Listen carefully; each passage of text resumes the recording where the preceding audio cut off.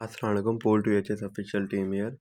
अच्छा स्टूडेंट्स, आज हम बात कर लेते हैं इसके नेक्स्ट पोर्शन की, जनरल एनाटमी के। मेरी 2 वीडियो पहले यूट्यूब चैनल पे अपडेट हो चुकी हैं, आप वहां से देख सकते हैं इनकी।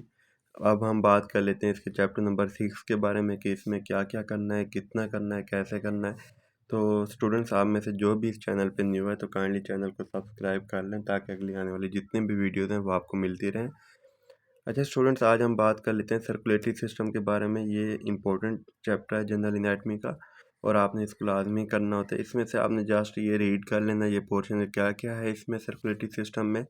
ब्लड वाले पोर्शन को रीड कर लेना है, प्लाज्मा का ये सारा रीड करने वाला है MCQs of point of view से फिलहाल।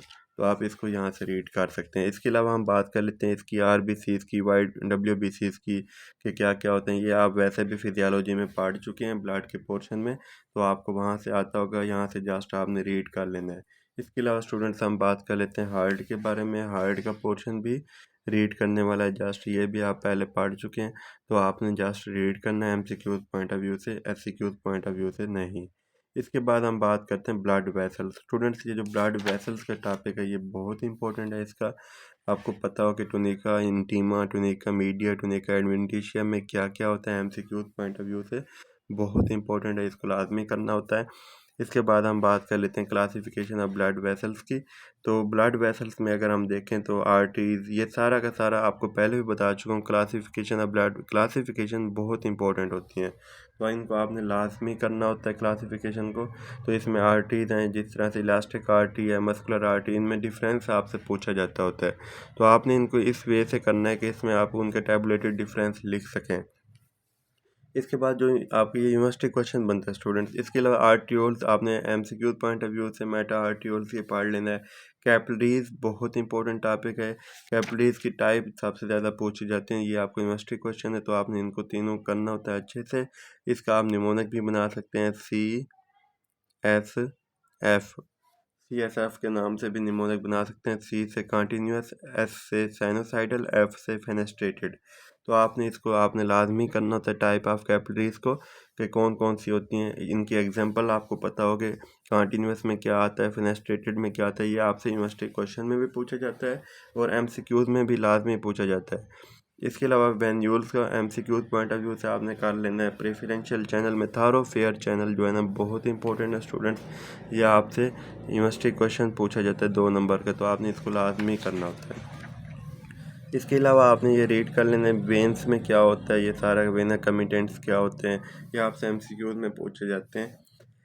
इसके बाद स्टूडेंट्स जो है इसमें इंपॉर्टेंट है वो ये है कि functional classification of blood vessels क्या क्या होती हैं, कौन कौन सी होती हैं। Conducting vessel, distribution vessel, resistance vessel. तो आपको ये पता हो कि कौन सी कंडक्टिंग वेसल हैं, ये आपके एग्जांपल में ये लिखी होती हैं, ये ओल्टा पल्मोनरी ट्रंक, ये एमसीक्यूज हैं। तो यही आपसे एमसीक्यूज आपसे पूछे जाते हैं एमसीक्यूज पॉइंट ऑफ व्यू से, तो आपने इनको एमसीक्यूज पॉइंट ऑफ व्यू से करना होता है। इसके अलावा स्टूडेंट्स जो इंपॉर्टेंट है आर्टीरियल इनास्टमोसिस, ये आपसे यूनिवर्सिटी क्वेश्चन पूछा जाता है। इसमें से आपने ये लाजमी करना है एंड टू एंड इनास्टमोसिस में कौन कौन सी एग्जांपल है, ये आपसे एग्जांपल्स मोस्टली आपसे एमसीक्यूज में पूछे जाते होते हैं, तो आपने इनको लाजमी करना होता है, हर वे से करना होता है, अच्छी तरह से करना होता है। एंड आर्टरीज इंपॉर्टेंट एमसीक्यूज है इसमें, रेटिना वाला, सेंट्रल आर्टरी ऑफ रेटिना, ये आपने लाजमी करना होता है, एमसीक्यूज में पूछा जाता है। एवी इनास्टमोसिस में एवी शंट्स को आपने रीड कर लेना है कि एवी शंट्स क्या होते हैं, उनके एग्जांपल देख लेने, बॉडी में कहाँ कहाँ पाए जाते हैं। उसके बाद स्टूडेंट्स ये circulatory route, systemic circulation, pulmonary circulation just read कर लेने हैं, ये आपसे पूछे नहीं जाते पेपर में मोस्टली। पोर्टल सर्कुलेशन जो है ना आपका, ये इंपॉर्टेंट यूनिवर्सिटी क्वेश्चन है एमसीक्यूज पॉइंट ऑफ व्यू से भी। तो वीनस पोर्टल सिस्टम और ये सब कुछ आपने लाजमी करना है कि इसमें क्या क्या होता है हिपैटिक में, और क्या क्या क्या लिखा हुआ है, सारा आपने अच्छे से करना होता है। एमसीक्यूज भी आ सकता है, एससीक्यूज भी।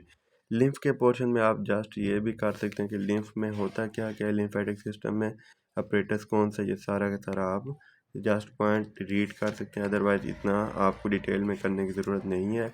लिम्फ नोड्स आपने यूनिवर्सिटी क्वेश्चन आपसे पूछ सकती है, यूनिवर्सिटी क्वेश्चन आ सकता है, तो आपने इसको क्या करना है, लिम्फ नोड्स लाजमी कर लेने हैं इसमें से। और ये टॉपिक आपका यहाँ पे लिम्फाइड आर्गन्स भी साथ आप कर लीजिएगा, क्योंकि ये आपसे पूछा जाता होता है मोस्टली। तो यहाँ पे आपका ये चैप्टर नंबर 6 एंड होता है। अब हम स्टूडेंट्स बात कर लेते हैं चैप्टर नंबर 7 की कि इंटेग्रोमेट्री सिस्टम में से क्या क्या करना है। तो इसमें से सबसे पहले आपने फंक्शन ऑफ इंटेग्रोमेट्री सिस्टम करना होता है। ये आपसे एमसीक्यूज में एससीक्यूज में आपसे पूछा जाता है। एपिडर्मिस के बारे में पता हो, उसकी कौन कौन सी लेयर्स हैं, कितनी लेयर्स हैं, ये भी आपको पता हो, ये आपसे पूछा जाता है। इसके अलावा आपने इसको रीड कर लेना है। एपिडर्मिस में क्या होता है, नो ब्लड वेसल्स होते हैं, डीप लेयर्स में एपिडर्मिस, ये सारा। इसके अलावा स्टूडेंट्स ये डर्मिस का पोर्शन जो है ये आपने लाजमी करना होता है। डर्मिस में क्या क्या आता है ये सारा, ये आपने रीड करना है यहाँ से। इसके अलावा क्लीवेज लाइंस को भी आपने लाजमी करना है यहाँ से, कि उसमें ये लैंगर्स लाइंस, क्रसल्स लाइंस, ये सारी की सारी आपने करनी होती हैं। अपेंडिजेस का पता हो, 4 अपेंडिजेस होती हैं। ये सारा चैप्टर इंपॉर्टेंट है एमसीक्यूज पॉइंट ऑफ व्यू से, तो आप एमसीक्यूज पॉइंट ऑफ व्यू से इसको अच्छे से कर सकते हैं। इसके बाद स्टूडेंट्स इसमें से हेयर के बारे में आपको पता हो, हेयर क्या है इसकी डिटेल पढ़ लेनी है। नेल्स के बारे में, स्पेशियस ग्लैंड, स्वेटिक ग्लैंड, ये सारे के सारे इंपॉर्टेंट है, इनको लाजमी आपने रीड करना होता है। इसके बाद स्टूडेंट्स इसमें से आपका लास्ट चैप्टर अब जो रहता है वो है नर्वस सिस्टम का। कि नर्वस सिस्टम ऐसा चैप्टर है कि इसकी ना बच्चों को समझ नहीं आती कि इसमें से क्या क्या करना है और कितना करना है। तो ये भी आप लोग थोड़ा गौर करके देख लीजिएगा, क्योंकि इसमें से कुछ चीज़ सिलेक्ट करनी होती हैं। स्टूडेंट्स नर्वस सिस्टम में से सिर्फ और सिर्फ ये करना होता है आपने कि ऑर्गेनाइजेशन ऑफ नर्वस सिस्टम में क्या क्या आता है। Central nervous system, peripheral nervous system, ये आपने यहाँ से स्केच बना लेना है। न्यूरॉन्स के बारे में पढ़ लेना है, न्यूरॉन्स क्या क्या होते हैं, इनकी डेफिनेशंस कौन कौन से होते हैं, इनकी types, unipolar neurons, bipolar, multipolar, ये आपने पढ़ लेना है। एफरेंट, ईफरेंट, इंटर न्यूरॉन्स, इनके फंक्शन, सेल्स, पीएनएस के सेल्स बहुत इंपॉर्टेंट है, ये आपसे यूनिवर्सिटी क्वेश्चन पूछा जाता है। तो आप वहाँ से यूनिवर्सिटी क्वेश्चन के पॉइंट ऑफ व्यू से भी कर सकते हैं। इसके अलावा आप एमसीक्यूज पॉइंट ऑफ व्यू से भी कर सकते हैं, ये आपसे लाजमी पूछा जाता है। Special supporting sales of central nervous system, ये भी बहुत इंपॉर्टेंट टॉपिक है, ये भी आपने लाजमी करना होता है। सीएनएस में सबसे ज़्यादा जो इंपॉर्टेंट टॉपिक हैं वो ये दो हैं। इसके बाद आपने सेंट्रल नर्वस सिस्टम की डिटेल पढ़ लेनी है। उसमें वाइट मैटर के बारे में, नर्व्स कौन कौन सी होती हैं, नर्व्स का आपको पता हो। इसमें टोटल 12 क्रेनियल नर्व्स हैं, ये आपको इनके नेम्स का पता हो, ये आपने करनी होती है। उसके बाद सोमैटिक नर्वस सिस्टम है। सोमैटिक नर्वस सिस्टम में कौन कौन से आ रहे हैं, एफरेंट है, सोमैटिक में ईफरेंट है, ये सारा। विसरल नर्वस सिस्टम में क्या क्या आ रहा है, ये सारा आपने करना होता है। नर्व्स के बारे में आपको पता हो कि एपिन्यूरम, पेरिन्यूरम, कौन कौन सी हैं। स्पाइनल नर्व्स, इसकी आपने रीड कर लेना ये सारा। स्पाइनल नर्व्स का आपने ड्रा करने के लिए आपको आ जाता है, तो आपने इसको ड्रा भी कर लेना है, ताकि अगर आपसे पूछा जाए तो आप इसको कर सकें। तो ये क्रेनियल नर्व्स आपने ड्रा कर लेना है, ये वाला। इसके अलावा स्टूडेंट्स इसमें से जो प्लेक्सस की बात कर रहे हैं कि प्लेक्सस कौन कौन से हैं सर्वाइकल, ये जस्ट आपने नेम याद करने हैं, इंपॉर्टेंट नहीं है। डर्माटोम्स इंपॉर्टेंट है, इसको आपने university question point of view से करना होता है।